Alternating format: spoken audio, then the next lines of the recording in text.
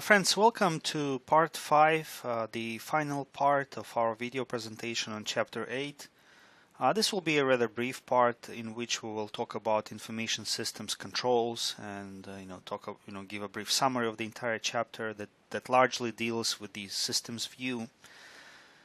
First, let's talk about information systems control. Now, a very profound management idea stems from the systems thinking perspective in relation to information system security, monitoring, and control. So all those three words, monitoring, security, and control, they basically mean that an information system needs to be properly managed so that it's protected, so that data is not lost, data is not corrupted, data is not obtained by unauthorized personnel, and so forth. So this is the essence of information system controls, or information system security and monitoring. Now, the following profound idea is derived from the systems thinking perspective.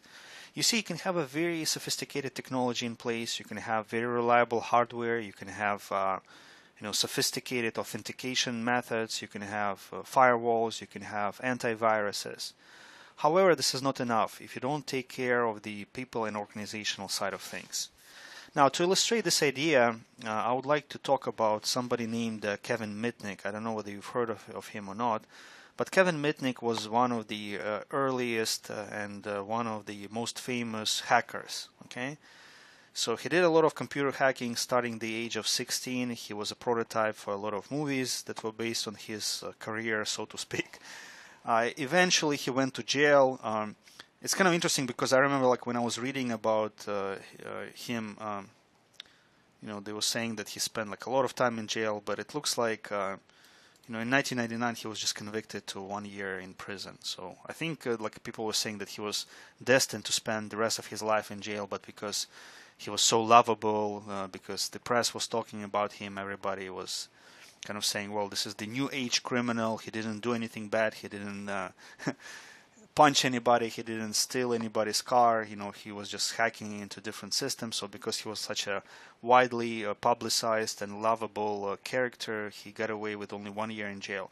But I remember, you can read more about the details of his sentence, but I remember there was some kind of part of his sentence that said that once he got out of jail, he was prohibited from using computers or internet for a number of years. So read about him. He's an interesting character. He was one of the first widely known hackers. Now, one interesting thing about him is that, well, up until now, when somebody says hacking or hacker, they imagine like a very technical security expert who's sitting there and trying different scripts, different algorithms to break into a system. Now, in reality, Kevin Mitnick, his main approach towards hacking was basically social engineering. In other words, exploiting human weaknesses and vulnerabilities, and not necessarily starting an attack with some technical glitch, because most people understand hacking as finding some kind of technical glitch and exploiting it to get access, unauthorized access to a system. One of the things that I remember that he talked about in his book, and the book is here, The Art of Deception. Like, one of the things that he would do, he would load a virus on a CD, let's say, or a floppy drive. And then he would label the CD like with something like employee salaries, so salaries of within marketing department. He would drop it somewhere in the hallway.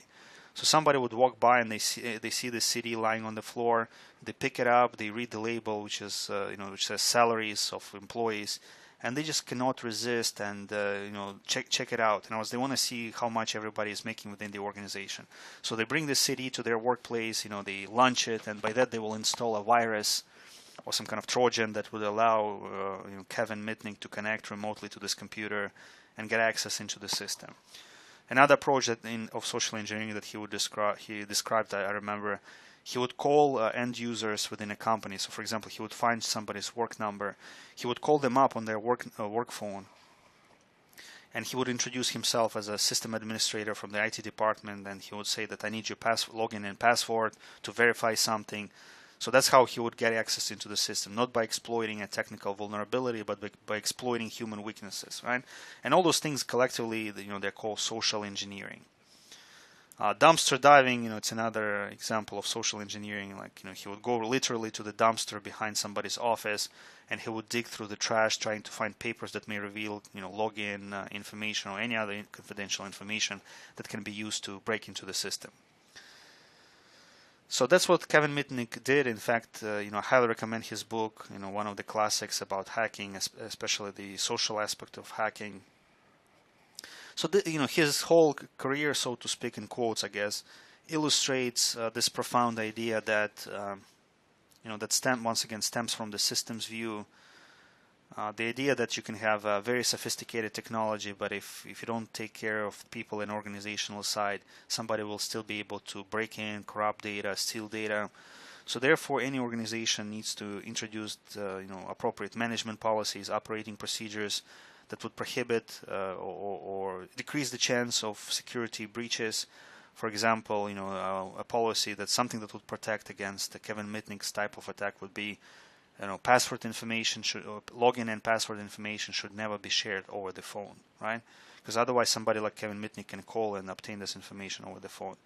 But no matter what kind of policies and procedures you put in place, once in a while you need to audit your information system to make sure the data is correct, to make sure there are no security vulnerabilities and so forth. So again, what it means, like what this whole thing means, again, from the systems view perspective, is that information system security and control has to be addressed from the human and organizational side. Has to be addressed first of all from the human and organizational side.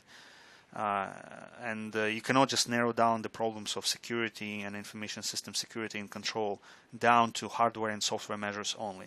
In fact, there is research on information security that says that most of the attacks, an overwhelming majority of attacks, they happen from they are launched from that human side, not from the technical side. Again, Kevin Mitnick's life and career illustrates that. So just to sum up the systems thinking perspective, it's a hallmark of good management in general, not just management of information systems. It basically says that you cannot have a narrow, partial view on things. You need to view organizations as systems. So this whole systems view is very important for the entire information system as a field. Things like determining boundaries of an information system, decomposing a system into components, or designing interfaces, they all draw on those fundamental ideas from the system thinking view. A lot of this structured and object-oriented system analysis and design, again, are founded in those core ideas of the systems view. And then systems controls are very important, but again, systems controls, they need to be designed and implemented from that holistic systems thinking perspective and not just narrowly from the hardware and software, meaning from the technology standpoint. So this concludes part 5 of our video presentation on Chapter 8. Thank you for listening.